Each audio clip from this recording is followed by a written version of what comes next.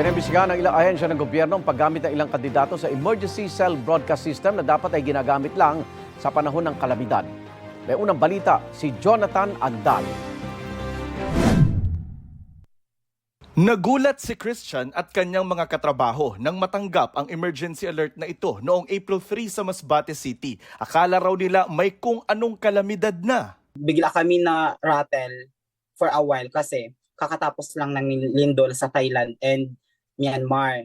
Yun pala, ikinakampanya lang ang tumatakbo roong governor, vice governor, congresswoman at mayor. Ipinost daw niya ito sa social media para sa public awareness. May mga nagduda na baka edited nila ang mga screenshot. Nang tingnan ang emergency alert history, naroon ang mga alert ng pangangampanya. Formal daw na magrereklamo sa COMELEC si Christian para raw matukoy at mapanagot ang mga gumagamit ng emergency alert system sa pangangampanya.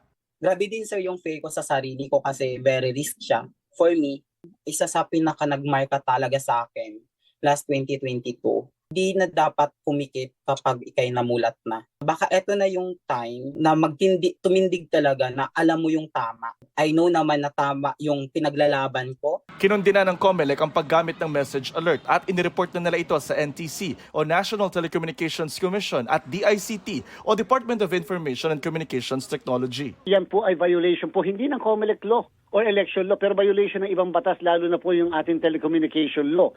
Kaya lang, siyempre madali namang i-deny, sasabihin hindi sila. Dahil sasabihin baka yung mga kalaban nila ang gumagawa po niyan. Sinusubukan ng GMA Integrated News na makuha ang panig ng 4 na kandidato na ikinakampanya sa naturang emergency alert. Ang NDRRMC hindi rin ito nagustuhan. Pinaiimbestigahan na nila kung paanong nakapag-broadcast ng emergency alert doon nang wala nilang permiso. Hindi yan galing sa NDRRMC at hindi rin po yan galing sa mga telcos natin. Hopefully matulungan kami ng NTC upang matrace natin sino po ang gumawa niyan at paano ginawa yan. Marami pong maaaring maging paglabag sa batas yan. Unang-una po, impersonation po yan.